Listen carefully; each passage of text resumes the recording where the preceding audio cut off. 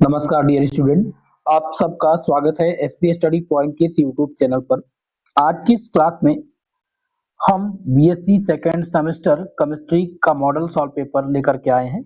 इस model paper में जो हमने प्रश्न चूज किया दोस्तों, वो सभी एमसीक्यू प्रकार के हैं।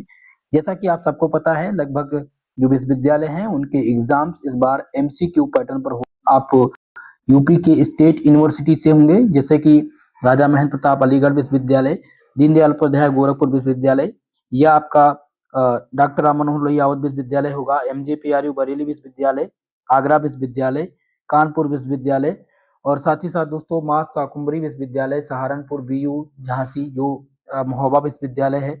यहाँ सब में इस बार जो पेपर होने हैं वो एमसीक्यू पैटर्न पर होने हैं। तो आप सबके लिए इम्पोर्टेंट है दोस्तों, जो नई यूनिवर्सिटी दो तीन बनी है, जैसे माँ विंध्यवासिनी है, माँ पाटेश्वरी विश्वविद्यालय है, सब में लगभग एमसीक्यू एग्जाम्स होने हैं। तो सभी के लिए ये जो मॉडल पेपर में लेकर के आया हूँ, ये रामबाण साबित होगा दोस्तों। मैंने इस मॉडल पेपर में उन्हीं प्रश्नों को चूज किया है जो बार बार रिपीट होते हैं परीक्षा में प्रश्न, उन्हीं को हमने इसमें शामिल किया है।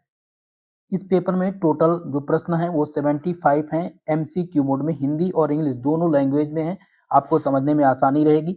अगर आपने ये पूरा मॉडल पेपर तैयार कर लिया तो 100% ये मानकर चलिएगा कि आपके पेपर में जो प्रश्न पूछे जाएंगे वो यहीं से आएंगे। ओके, तो चलिए स्टार्ट करते हैं आज की इस क्लास को और सॉल्व करते हैं इस मॉडल पेपर को।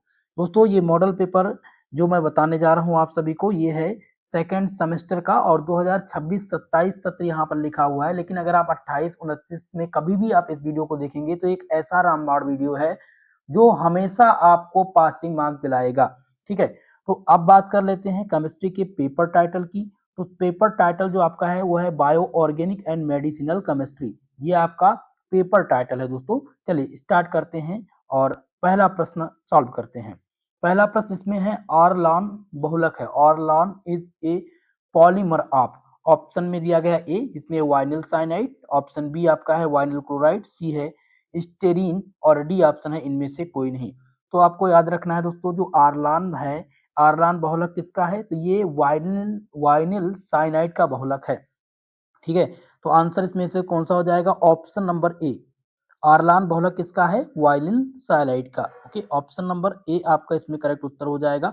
दोस्तों आप सबसे निवेदन है, वीडियो को सभी साथी लाइक तो कर दें स्टार्टिंग में ही, और चैनल पर अगर नए हैं तो चैनल को सब्सक्राइब जरूर कर लीजिएगा। दूसरा क्वेश्चन देखेंगे, प्रश्न नंबर सेकंड, जिसमें पूछा गया है कि अणुओं की सामान्य संख्या मिलाई जाती है जिसके अणुभार हैं, अणुभार m इक्वल टू कितना दिया गया है 10,000, m2 इक्वल टू है 1 लाख। तो mn का मान यहाँ पर ज्ञात करना है और औसत आणविक द्रव्यमान बताना है। तो दोस्तों इसका एक फॉर्मूला है mn equal to m1 plus m2 upon 2, ये आप डिवाइड कर देंगे तो आपका मान टोटल निकल आएगा, तो ये निकल के आएगा 55,000। ठीक है, ऑप्शन नंबर 20 में आपका राइट उत्तर है। चलिए अगला क्वेश्चन, प्रश्न नंबर 3, तीसरा क्वेश्चन ध्यान दीजिएगा। क्वेश्चन नंबर 3 इसमें है कि निम्नलिखित में से किसमें योग बहुलकीकरण नहीं होता है, which of the following can not undergo addition polymerization. पहला ऑप्शन ए जिसमें है vinyl benzene, option number B है प्रोपाइलिन, ऑप्शन सी है इथेन, और डी है इथीन। तो करेक्ट उत्तर इनमें से कौन सा हो जाएगा, ऑप्शन नंबर सी, आपका सी सही उत्तर होगा, इथेन। इथेन जो है ये योग बहुलकीकरण नहीं होता है, ऑप्शन नंबर सी राइट उत्तर हो जाएगा इसमें। और चौथा क्वेश्चन ध्यान दीजिएगा, प्रश्न नंबर 4, जिसमें पूछा गया है कि मुक्त मूलक क्रियाविधि का वह पद है जिसमें दो बड़े मुक्त मूलक आपस में जुड़ते हैं, वो कहलाता है in a free radical mechanism the step in which two very large free radicals combine with each other is called. इसको क्या कहा जाता है, श्रृंखला प्रारंभिक पद, श्रृंखला संचार पद, श्रृंखला समाप्ति पद, या फिर ऑप्शन डी है श्रृंखला वृद्धि पद। तो इस क्वेश्चन में जो आपका राइट आंसर है वो हो जाएगा ऑप्शन नंबर सी, यानी कि श्रृंखला समाप्ति पद, चैन टर्मिनेटिंग स्टेप। ठीक है, किसको कहते हैं, in free radicals mechanism the step in which two very large free radical combine each other is called chain terminating step. Okay, option number C इसमें आपका राइट उत्तर होगा। पांचवा प्रश्न आपका आएगा, पांचवा प्रश्न है एजोरंजक का उदाहरण। क्या पूछा गया है, the example of azo dye is, most important question है दोस्तों। ठीक है, और याद रखेंगे कि एजोरंजक का जो उदाहरण है वो है methyl orange. Okay, option number 20 में राइट उत्तर होगा आपका। प्रश्न नंबर 6 जिसमें पूछा गया है कि मैलेकाइट ग्रीन निम्न में से किस प्रकार का रंजक है। Malachite green is a types of dye. तो मैलेकाइट ग्रीन जो है एक प्रकार का किस प्रकार का रंजक है, ट्राइफिनाइल मेथिन रंजक है। ठीक है, ऑप्शन नंबर सी इस प्रश्न में आपका राइट उत्तर होगा। चलिए अगले प्रश्न की तरफ। और नेक्स्ट क्वेश्चन है प्रश्न नंबर 7। सातवां क्वेश्चन भी इंपॉर्टेंट है क्योंकि इसमें क्या पूछा गया है क्वेश्चन, नेचुरल रबड़। ठीक है, नेचुरल रबड़ से संबंधित और नेचुरल अकरिंग डाई। तो दो क्वेश्चन में बनेंगे, प्राकृतिक रूप से पाए जाने वाला रंजक कौन सा है और प्राकृतिक रूप से पाए जाने वाला रबड़ कौन सा है। तो क्वेश्चन पहले समझेंगे 7 कि प्राकृतिक रूप से पाए जाने वाला रंजक कौन सा है। Which one is naturally occurring dye. पहला ऑप्शन ए जिसमें मैलेकाइट ग्रीन, बी है आपका कांगो रेड, ऑप्शन सी है मिथाइल ऑरेंज और डी दिया गया है इंडिगो। तो इनमें से जो राइट उत्तर हो जाएगा वो आपका कौन सा हो जाएगा, ऑप्शन नंबर डी इंडिगो।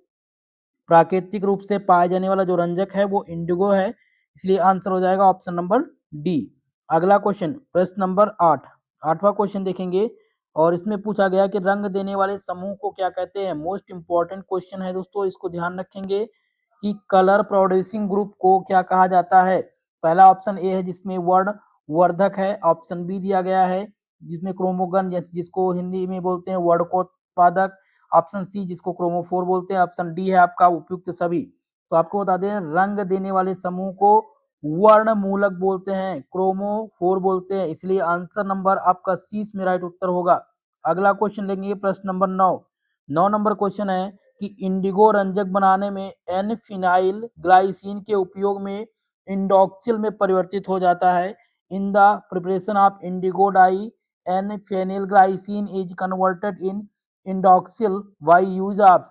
किसका यूज करते हैं हम, NaNH2 KOH हीट। तो इन सब का प्रयोग हम करते हैं, इसलिए आंसर नंबर डी इसमें राइट उत्तर आपका होगा। नेक्स्ट क्वेश्चन प्रश्न नंबर 10।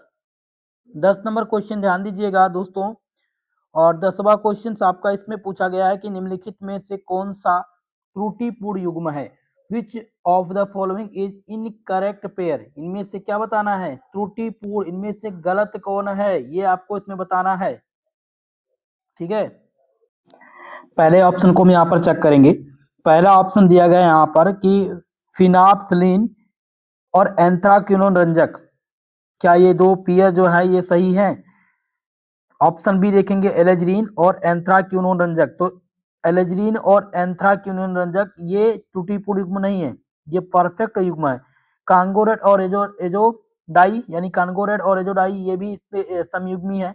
ऑप्शन डी देखेंगे मिथाइल ऑरेंज और एजो रंजक, ये भी समयुग्मी है। इसमें से जो विषम युग्मी है यानी कि त्रुटिपूर्ण युग्म कौन सा है, तो इसमें हो जाएगा ऑप्शन नंबर ए आपका कि फिनेल्फ्थलीन और एंथ्राक्विनोन रंजक ये क्या है, ये एक प्रकार के त्रुटिपूर्ण युग्म है, इसलिए आंसर हो जाएगा ऑप्शन नंबर ए राइट उत्तर। अगला क्वेश्चन प्रश्न नंबर 11 जिसमें पूछा गया है कि सुक्रोज, सुक्रोज जिसे गन्ने की शर्करा कहते हैं, कैन शुगर कहते हैं और एक प्रकार का डाइसैकेराइड होता है। अगर आपसे प्रश्न पूछा जाए कि सुक्रोज कैसी किस प्रकार की शर्करा है, तो एक प्रकार की डाइसैकेराइड शर्करा होती है। और सुक्रोज एक एक अणु जल अपघटित होकर के देता है, यानी sucrose cane sugar is disaccharide one molecule of sucrose on hydrolysis give. यानी कि अगर हम सुक्रोज का जल अपघटन कराएंगे तो उसका एक मॉलिक्यूल हमें क्या देगा। ठीक है, तो पहला ऑप्शन ए जिसमें दिया गया ग्लूकोज के दो अणु देंगे, ऑप्शन नंबर बी है ग्लूकोज के दो अणु जिसमें फ्रक्टोज एक अणु होगा। ठीक है, ग्लूकोज के दो अणु प्लस फ्रक्टोज के एक अणु। ऑप्शन नंबर सी है ग्लूकोज का एक अणु प्लस फ्रक्टोज का एक अणु। ऑप्शन नंबर डी है फ्रक्टोज के दो अणु। तो इनमें से जो राइट उत्तर होगा दोस्तों वो होगा ऑप्शन नंबर सी, क्योंकि जब हम सुक्रोज का जल अपघटन कराएंगे तो हमें क्या प्राप्त होता है, ग्लूकोज का एक अणु प्राप्त होता है और फ्रक्टोज का एक अणु प्राप्त होता है। ठीक है, ऑप्शन नंबर सी इसमें राइट उत्तर आपका हो जाएगा। प्रश्न नंबर 12। 12 नंबर प्रश्न ध्यान दीजिएगा कि कार्बोहाइड्रेट में कौन सा कार्यात्मक समूह मौजूद नहीं है। which of the functional group is not present in carbohydrate। ठीक है, यानी कार्बोहाइड्रेट में कौन सा कार्यात्मक समूह मौजूद नहीं है ये पूछा गया है। पहला ऑप्शन ए जिसमें OH, क्या OH समूह कार्बोहाइड्रेट में मौजूद होता है, तो बिल्कुल होता है। CHO भी होता है और कीटोन ग्रुप भी होता है। इसमें कार्बोक्सिलिक ग्रुप नहीं होता है, COOH नहीं होता है, इसलिए कौन सा ऑप्शन सही होगा, इसमें ऑप्शन नंबर डी आपका सही है। तो जो 12 नंबर में आप लगाएंगे ऑप्शन नंबर डी। और याद रखेंगे कि कार्बोहाइड्रेट में जो क्रियात्मक समूह होता है एल्कोहलिक ग्रुप होता है, बाकी कीटोनिक ग्रुप होता है, और जो आपका है एल्डिहाइड ग्रुप ये होता है, ठीक है। लेकिन कार्बोक्सिलिक ग्रुप इसमें नहीं होता है। डी आंसर सही उत्तर होगा। अगला क्वेश्चन है प्रश्न नंबर 13, जिसमें ग्लूकोज का मैनोस में परिवर्तन जाना जाता है। Conversion of glucose into mannose is known as, तो इसको क्या कहते हैं? आप परिवर्ती ध्रुवण घूर्णन कहते हैं, या एपीमरीकरण बोलते हैं, या ऑप्शन नंबर सी है ऑक्सीकरण, और डी है इनमें से कोई नहीं। तो करेक्ट उत्तर इनमें से क्या हो जाएगा? Option number B. इसको क्या बोलते हैं दोस्तों? ग्लूकोज का मैनोस में जो परिवर्तन होता है इसको एपीमरीकरण यानी कि एपीमराइजेशन बोला जाता है। ऑप्शन नंबर बी इसमें राइट उत्तर होगा आपका, ठीक है। चलिए अगले प्रश्न की तरफ। प्रश्न नंबर 14 और 14 नंबर क्वेश्चन में है कि उस डाइसैकेराइड का नाम बताइए जो कि परिवर्ती घूर्णन नहीं दर्शाता। Name the disaccharide which does not show mutarotation. तो पहला ऑप्शन ए। और इस क्वेश्चन को समझेंगे सबसे पहले, क्योंकि इस क्वेश्चन में आपके कई सारे प्रश्न बनेंगे यहाँ से, ठीक है। तो यहाँ पर डाइसैकेराइड की बात हो रही है, तो यहाँ पर लैक्टोज भी डाइसैकेराइड है, माल्टोज भी डाइसैकेराइड है, ठीक है। तो अब आपको बताना है कि इनमें से कौन सा ऐसा डाइसैकेराइड है जो परिवर्ती घूर्णन नहीं दर्शाता, यानी कि म्यूटा रोटेशन शो नहीं करता है, ठीक है। तो पहला है लैक्टोज। तो दोस्तों लैक्टोज क्या है? ये म्यूटा रोटेशन शो करता है। माल्टोज भी म्यूटा रोटेशन शो करता है। ग्लूकोज में म्यूटा रोटेशन होता ही है। सुक्रोज में म्यूटा रोटेशन नहीं होता है। सुक्रोज में क्या होता है? म्यूटा रोटेशन नहीं होता है, और इसको कैन शुगर भी बोलते हैं। ग्लूकोज को ब्लड शुगर के नाम से जाना जाता है, और लैक्टोज को मिल्क शुगर के नाम से जाना जाता है, ठीक है। ये बात आप ध्यान रखेंगे। चलिए तो इतनी चीज क्लियर हो गई। तो 14 नंबर में पूछा क्या गया था? उस डाइसैकेराइड का नाम बताइए जो परिवर्ती घूर्णन ध्रुवण घूर्णन नहीं दर्शाता, यानी कि name the disaccharide which does not show म्यूटा rotation.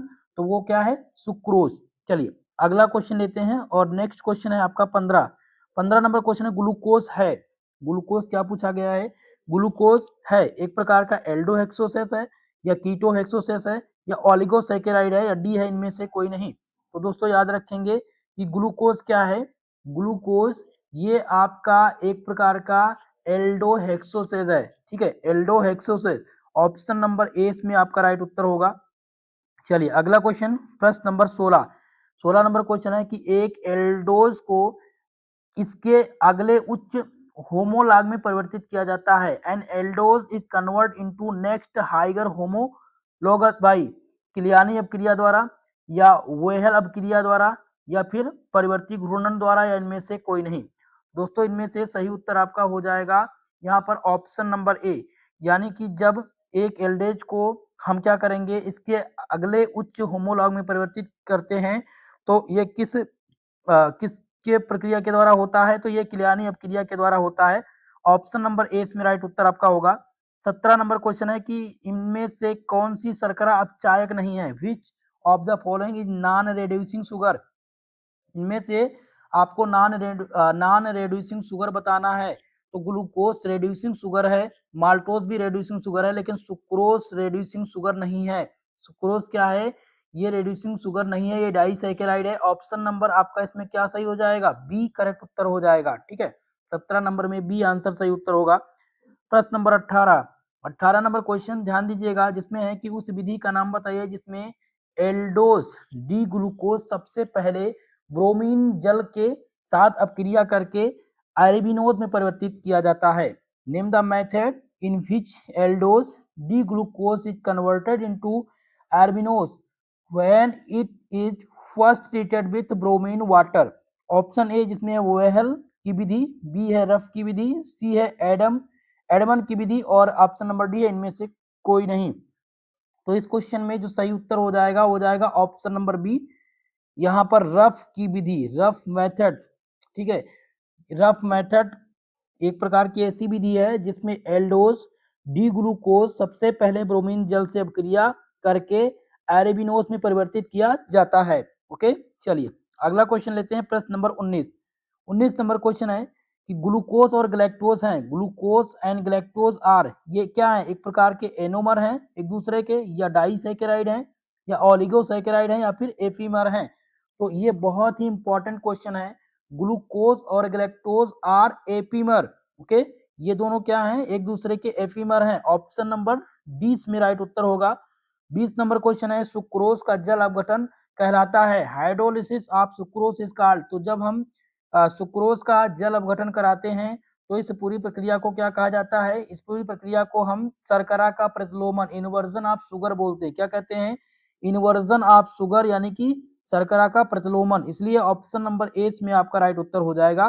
दोनों क्वेश्चंस आपका इंपॉर्टेंट है और कई बार ये रिपीट हो चुका है, इस बात का विशेषकर आप सब ध्यान रखेंगे। चलिए अगला प्रश्न लेते हैं, प्रश्न नंबर 21।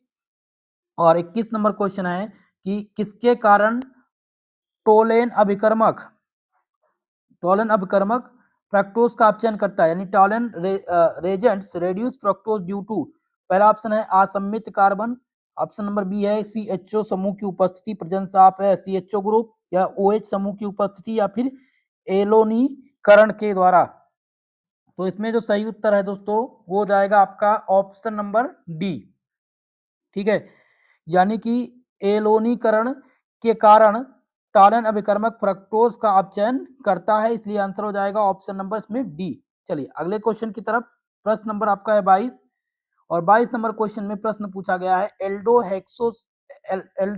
हेक्सोस के कितने प्रकाश समोई संभव हैं, how many optical active isomeric form of aldohexoses exist. तो इनमें से जो राइट उत्तर हो जाएगा आपका वो हो जाएगा ऑप्शन नंबर डी 16, यानी कि 16 एल्डोहेक्सोस के जो प्रकाश समोई संभव है वो 16 संभव है।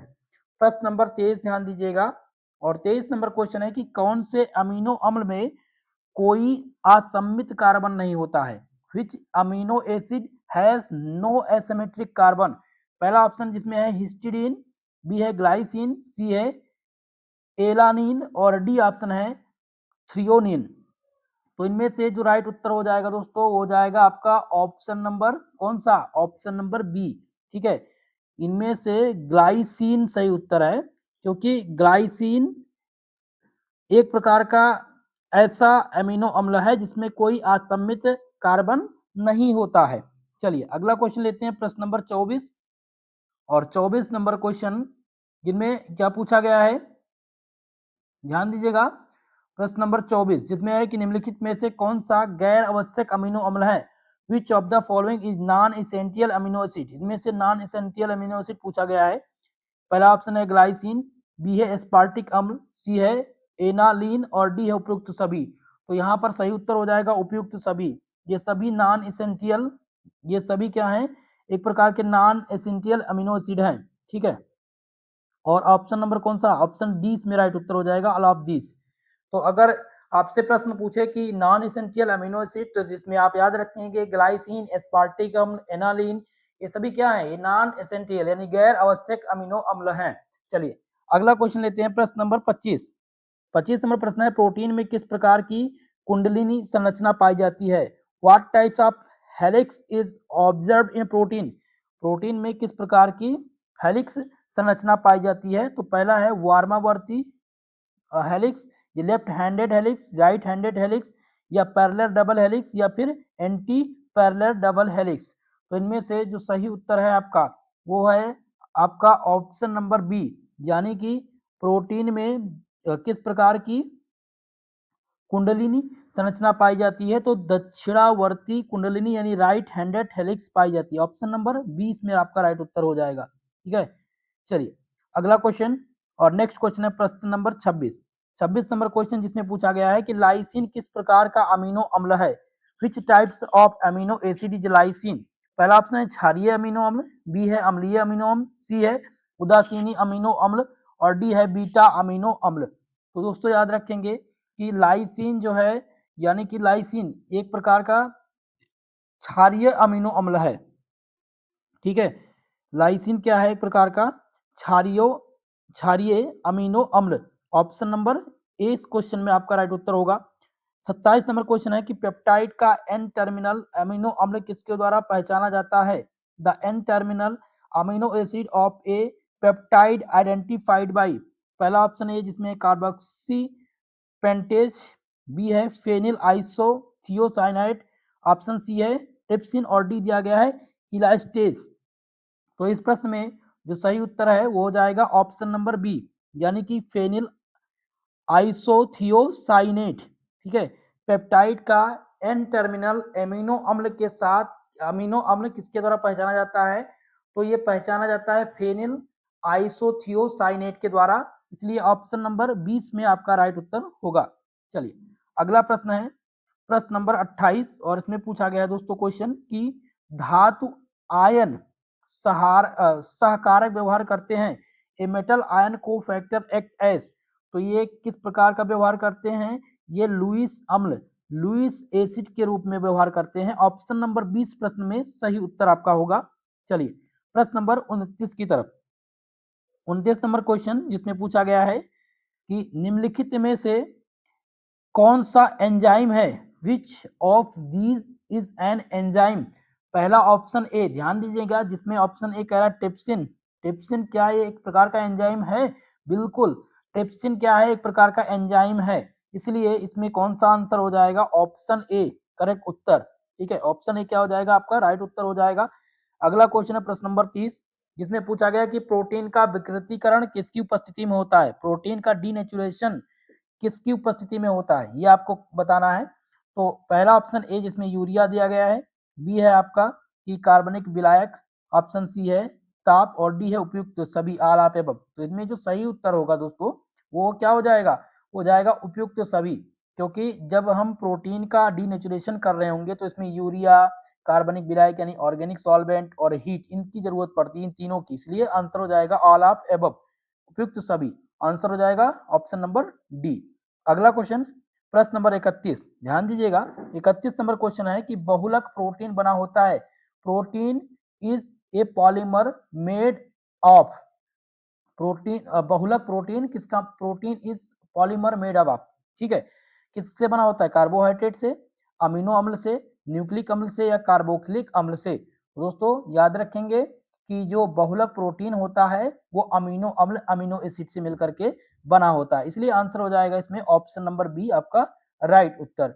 चलिए अगला क्वेश्चन है प्रश्न नंबर 32, और 32 नंबर क्वेश्चन जिसमें भी प्रोटीन से ही क्वेश्चन आया हुआ है कि प्रोटीन संरचना के निर्धारण के लिए निम्नलिखित में से किस तकनीकी का उपयोग किया जाता है। ठीक है, यानी कि which of the following technique is used for the determination of protein structure। पहला ऑप्शन है जिसमें एक्सरे क्रिस्टलोग्राफी, क्रोमेटोग्राफी या UV visible, option number D है उपयुक्त सभी। तो इनमें से जो राइट उत्तर हो जाएगा वो जाएगा ऑप्शन नंबर डी। देखिएगा दोस्तों प्रोटीन संरचना के निर्धारण के लिए हम X ray crystallography, chromatography, UV visible इन सभी का प्रयोग करते हैं, इसलिए आंसर नंबर डी आपका सही उत्तर इसमें हो जाएगा। चलिए नेक्स्ट क्वेश्चन, अगला क्वेश्चन है प्रश्न नंबर 33, जिसमें पूछा गया है अमीनो अम्ल अघुलनशील होते हैं, amino acid is insoluble in, तो अमीनो एसिड किसमें इनसॉल्युबल है, तो दोस्तों याद रखेंगे कि ये बेंजीन में इनसॉल्युबल है, अमीनो अम्ल बेंजीन में इनसॉल्युबल है, C6H6 ये बेंजीन का फॉर्मूला होता है, इसलिए आंसर इसमें डी हो जाएगा राइट उत्तर आपका।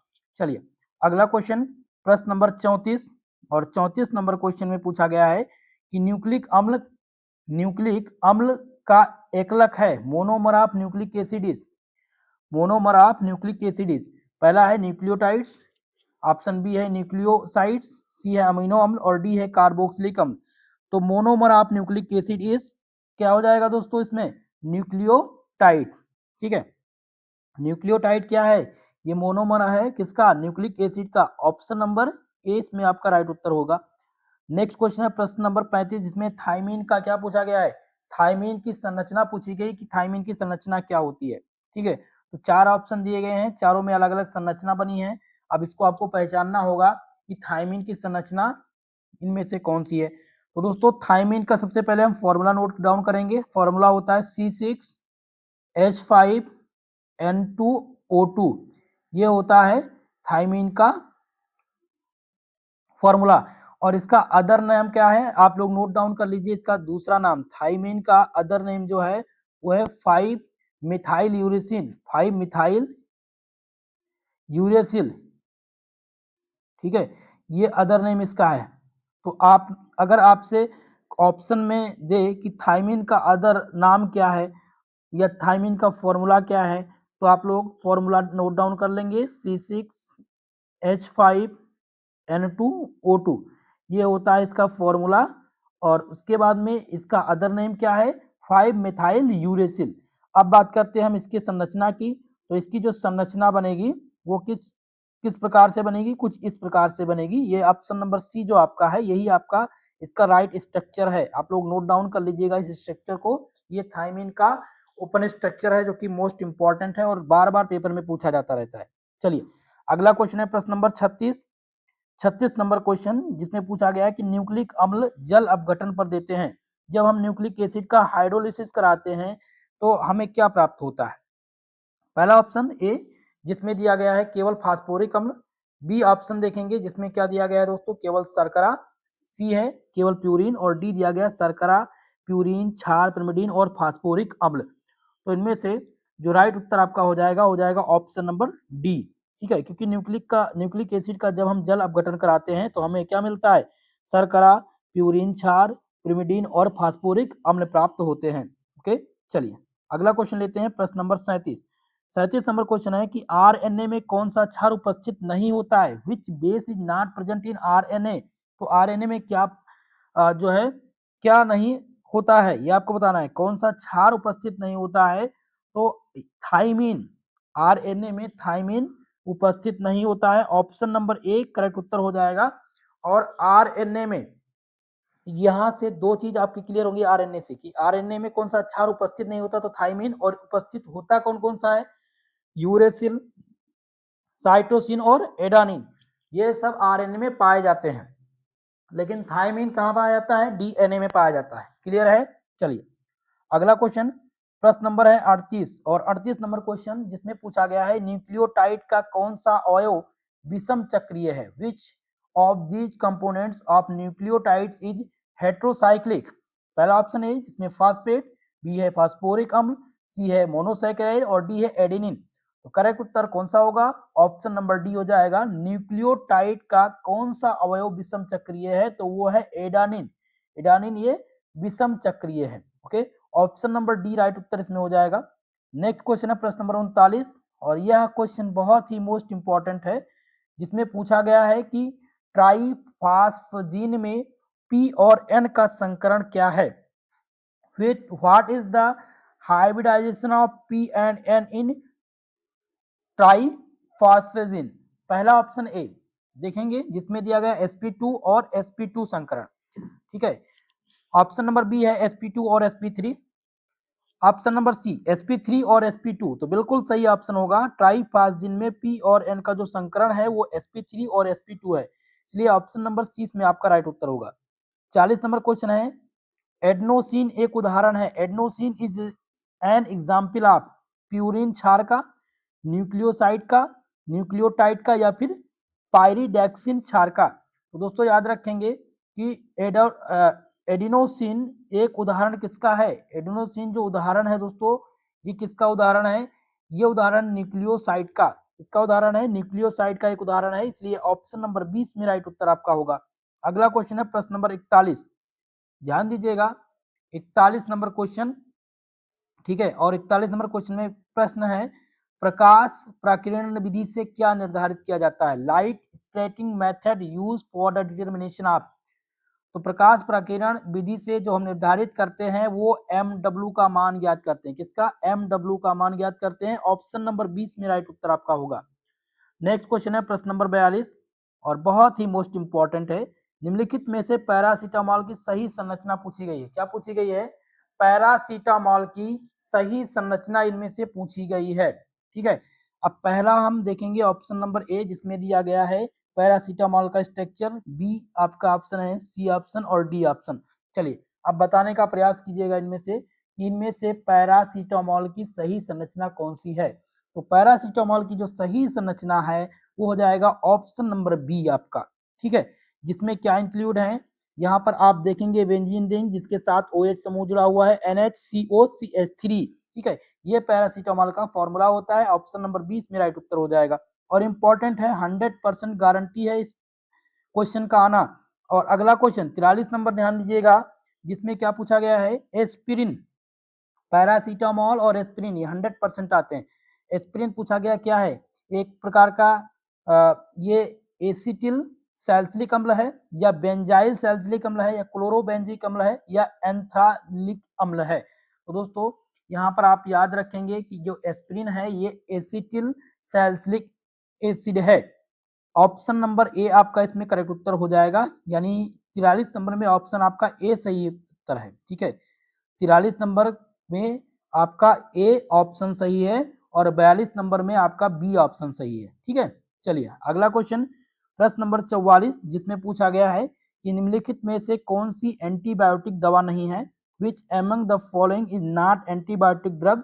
पहला ऑप्शन ए जिसमें पेनिसिलिन, बी ऑप्शन है ऑक्सीटोसिन, ऑप्शन नंबर सी आपका है ओफ्लोक्सिन, ऑप्शन नंबर डी है टेट्रासाइक्लिन। तो इनमें से एंटीबायोटिक दवा कौन सी नहीं है, तो एंटीबायोटिक दवा जो नहीं है उसका नाम है दोस्तों ऑक्सीटोसिन। ऑक्सीटोसिन क्या है, एक प्रकार की एंटीबायोटिक दवा नहीं है, एक एंटी इंफ्लेमेटरी मेडिसिन है। इसलिए कौन सा हम ऑप्शन टिक करेंगे, यहाँ पर बी ऑप्शन टिक करेंगे, सही उत्तर। अगला क्वेश्चन प्रश्न नंबर 45, जिसमें HIV एड्स की रोकथाम के लिए किस औषधि का उपयोग किया जाता है, which drug is use to care HIV AIDS. बहुत ही इंपॉर्टेंट क्वेश्चन है दोस्तों। तो HIV और एड्स की रोकथाम के लिए हम जिस मेडिसिन का प्रयोग करते हैं उस मेडिसिन का नाम क्या है, जूडोओडिन। ओके, जूडोओडिन का उपयोग करते हैं। बहुत ही मोस्ट इंपॉर्टेंट क्वेश्चन है, ये बार बार रिपीट होता है, इसलिए 45 में ऑप्शन बी आपका सही उत्तर होगा। प्रश्न नंबर 46, जिसमें है एस्पिरिन। एस्पिरिन है एक प्रकार का नारकोटिक, एंटीसेप्टिक, एंटीपायरेटिक या एंटीबायोटिक। तो दोस्तों याद रखेंगे जो एस्पिरिन है ये क्या है, एक प्रकार का एंटीपायरेटिक है, ज्वार नाशक एजेंट है। इसलिए ऑप्शन नंबर कौन सा सही हो जाएगा, सी आपका इसमें राइट उत्तर होगा। सही आंसर कौन सा हो जाएगा, ऑप्शन नंबर सी। ओके, 46 में ऑप्शन सी राइट उत्तर है। 47 नंबर क्वेश्चन, जिसमें फिनाल एक अत्यधिक संक्षारक यौगिक है लेकिन इसका 0.2% विलयन प्रयोग में लाया जाता है। Phenol is a highly corrosive substance but its 0.2% solution is used। क्योंकि ये प्रतिरोधी एक प्रकार का एंटीसेप्टिक है, ये एक प्रकार का एंटीसेप्टिक है, इसलिए इसका अत्यधिक क्षारक यौगिक है। ठीक है, और इसका उपयोग हम कितना करते हैं, 0.2% विलयन में प्रयोग करते हैं। तो ये एक प्रकार का प्रतिरोधी है।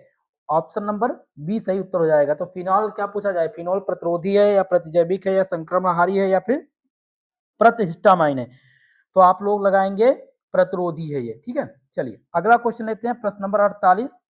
और 48 नंबर क्वेश्चन, जिसमें पूछा गया है दोस्तों कि ड्रग के संश्लेषण के लिए तर्कसंगत मूल्यांकन क्या है, जिसमें पहला ऑप्शन है कि प्रमात्रा यांत्रिक मूल्यांकन, बी है अच्छ कक्षक मूल्यांकन, ऑप्शन नंबर सी है अणु संबंध मूल्यांकन और डी है उपयुक्त सभी। तो इनमें जो सही उत्तर हो जाएगा आपका हो जाएगा वो option number D, all of above. चलिए अगला क्वेश्चन प्रश्न नंबर 49, बहुत ही मोस्ट इंपॉर्टेंट क्वेश्चन है, जिसमें है एसाइक्लोविर उपयोग में लाई जाती है। Acyclovir is use as, most important question है दोस्तों। एसाइक्लोविर का उपयोग हम किस रूप में करते हैं, तो ये प्रत विषाणु दवा के रूप में, एंटीवायरल ड्रग के रूप में हम एसाइक्लोविर का उपयोग करते हैं। ऑप्शन नंबर ए सही उत्तर हो जाएगा इसमें। 50 नंबर क्वेश्चन, जिसमें पूछा गया है कि निम्नलिखित में से सल्फा ड्रग दवा है, which of the following is sulfa drug. बहुत ही मोस्ट इंपॉर्टेंट है सल्फा ड्रग वाला प्रश्न। तो इनमें से जो सल्फा ड्रग है वो सल्फा पायरेजीन, ये भी एक प्रकार का सल्फा ड्रग है। सल्फा पायरेडीन ये भी आपका सल्फा ड्रग के अंतर्गत आता है। और सल्फा गुआनिडीन ये भी इसके अंतर्गत आता है। इसलिए आंसर हो जाएगा ऑल ऑफ दीज, उपयुक्त सभी इसमें सही उत्तर हो जाएगा। ठीक है, ध्यान रखेंगे। चलिए तो इसमें से 50 नंबर में आपका डी आंसर सही था और 49 में ऑप्शन नंबर ए सही था। अब एक चीज ध्यान देंगे कि जब हम ज्यादातर प्रश्नों को सॉल्व कर रहे होते हैं OMR सीट पर, तो दोस्तों आप देखेंगे कि ऑल ऑफ एबव वाला जो प्रश्न होता है, अगर आप कंफ्यूजन में रहे तो 100% आप टिक करिएगा, क्योंकि जितना भी ऑल ऑफ एबव वाला प्रश्न होता है वो लगभग 98% सही होता है। ठीक है, इसीलिए आप सब इस क्वेश्चन को जरूर टिक करिए। अगर आपको पता है तो अच्छी बात है, लेकिन अगर नहीं पता है और ऑल ऑफ एबव लगा है तो आप इसको जरूर टिक करके आइएगा पेपर में, ठीक है। तो उसके जो सही होने के चांसेस होते हैं वो 98% होते हैं। बाकी आप एक क्वेश्चन देखेंगे जिसमें ए और बी, ए व बी दोनों होता है, ए और बी ये दोनों सही होते हैं, तो इसके चांस होने के जो परसेंटेज हैं वो 75% चांस है कि ये सही उत्तर रहेगा। तो इसमें कम चांस होता है, लेकिन आला पेपर में 100% चांस होता है। चलिए अब बात करते हैं 51 नंबर क्वेश्चन की।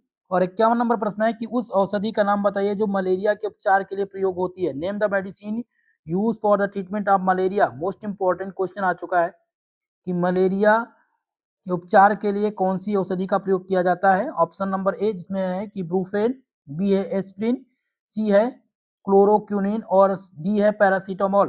तो करेक्ट उत्तर इनमें से कौन सा हो जाएगा दोस्तों, ध्यान दीजिएगा।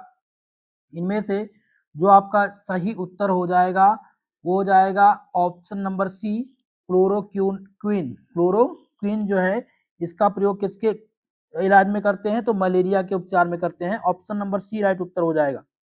52 नंबर प्रश्न जो कि बहुत ही मोस्ट इंपॉर्टेंट क्वेश्चन है, ये भी आपका बहुत ही इंपॉर्टेंट क्वेश्चन है और इसमें पूछा क्या गया है, ध्यान दीजिएगा। ब्रैग का नियम किस समीकरण द्वारा दिया जाता है। Bragg's law is given by, तो ब्रैग का जो नियम है वो है n lambda equal to 2d sine theta, n lambda equal to 2d sine theta, इसलिए ऑप्शन नंबर डी इसमें आपका राइट उत्तर होगा। ये 100% पूछा जाएगा, ध्यान रखेंगे। 53 नंबर क्वेश्चन, प्रश्न नंबर 53 की तरफ चलेंगे, जिसमें पूछा गया है कि घनीय क्रिस्टल प्रणाली में निम्नलिखित एकक सेल आयाम होते हैं। Cubic crystal system has the following unit cell dimension. तो इनमें जो डायमेंशन होता है वो होता है A equal to B equal to C और alpha equal to beta equal to 90 degree, इसलिए ऑप्शन नंबर ए इसमें आपका राइट उत्तर होगा। 100% ये क्वेश्चंस आएंगे, ध्यान रखेंगे आप सभी लोग इसको। ओके, चलिए अगला क्वेश्चन है प्रश्न नंबर 54, जिनमें पूछा गया है कि अक्रिस्टलीय ठोस का उदाहरण, example of an amorphous solid. तो अक्रिस्टलीय ठोस का जो उदाहरण है वो है कांच, ग्लास अक्रिस्टलीय ठोस के अंतर्गत आता है, इसलिए ऑप्शन नंबर ए इसमें आपका राइट उत्तर होगा। प्रश्न नंबर 55 ध्यान दीजिएगा। 55 नंबर प्रश्न में है कि एक अंतः केंद्रित घनीय किनारे जो ए में एक आयाम की त्रिज्या क्या है, ध्यान दीजिएगा। The radius of an ion in a body centred cube of edge a is. Option A जिसमें दिया गया है ए, बी है कि लैम्डा 3a/4, सी ऑप्शन है लैम्डा 2a/4 और डी है a की पावर 3 a की क्यूब। तो दोस्तों यहाँ पर ध्यान रखेंगे, इसमें जो करेक्ट आंसर आपका है वो जाएगा ऑप्शन नंबर बी। ठीक है, एक अंतः केंद्रित घनीय किनारे ए में एक आयन की जो त्रिज्या होगी वो जाएगी लैम्डा 3a/4। ऑप्शन नंबर आपका 20 में राइट उत्तर होगा। चलिए अगला क्वेश्चन लेते हैं, प्रश्न नंबर 56 नंबर क्वेश्चन, जिसमें प्रश्न पूछा गया है कि एक्स वाई और जेड अक्ष पर दिए गए अंतःखंड 3a 6b 2c तल के लिए मिलर घातांक क्या होंगे। What will be Miller indices for a plane giving intercept 3a 6b and 2c on X Y Z axis respectively. तो इसमें जो मिलर इंडिसेस होंगे वो क्या होंगे, तो दोस्तों याद रखें जो मिलर इंडिसेस होगा वो होगा 213। ऑप्शन नंबर ए इसमें राइट उत्तर आपका होगा। नेक्स्ट क्वेश्चन है प्रश्न नंबर आपका 57, जिसमें NaCl संरचना में Na की समन्वय संख्या, the coordination number of Na is NaCl structure is. तो NaCl संरचना में Na की जो समन्वय संख्या है वो कितनी होगी, तो समन्वय संख्या जो होगी वो होगी दोस्तों, इसमें आप ध्यान रखेंगे 0 यानी कि 6 के आसपास होगी। ठीक है, ऑप्शन नंबर आपका डी इसमें राइट उत्तर होगा। अगला क्वेश्चन है प्रश्न नंबर 58, ध्यान दीजिएगा।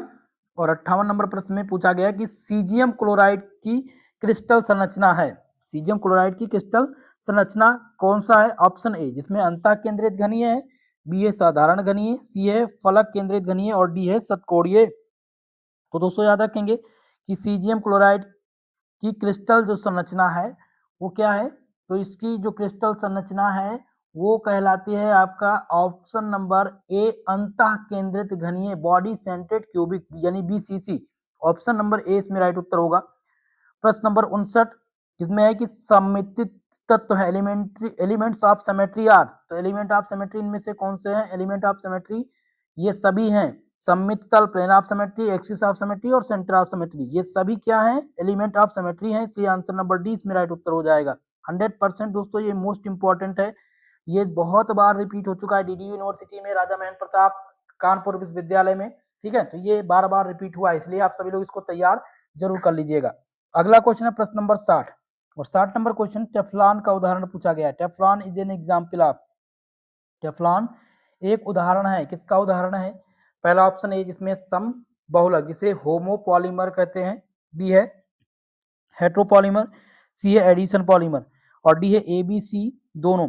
तो इनमें से जो राइट उत्तर आपका हो जाएगा ऑप्शन नंबर डी, ए और सी दोनों, ठीक है, यानी कि समबहुलक, होमोपॉलीमर और एडिशन पॉलीमर का उदाहरण है टेफ्लॉन। ओके, चलिए अगला क्वेश्चन है प्रश्न नंबर 61, जिसमें पूछा गया है कि निम्नलिखित में से कौन सा प्राकृतिक बहुलक है? इनमें से क्या पूछा गया है?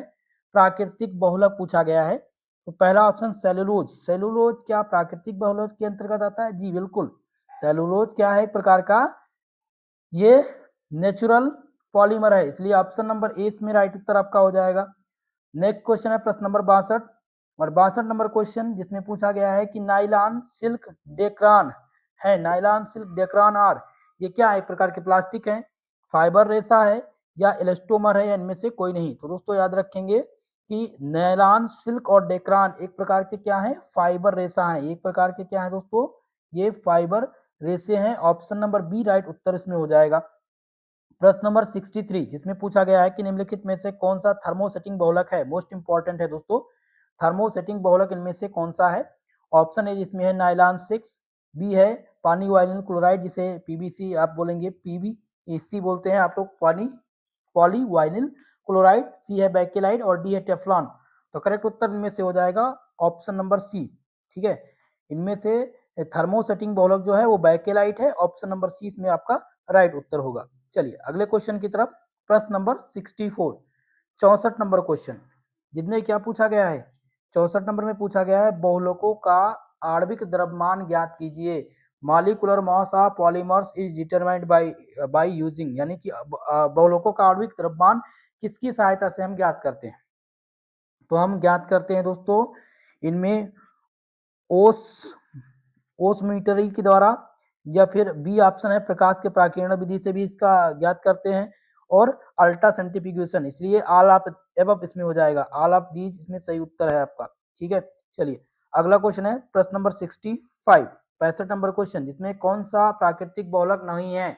Which is not natural polymer, तो इनमें से प्राकृतिक बहुलक कौन सा नहीं है?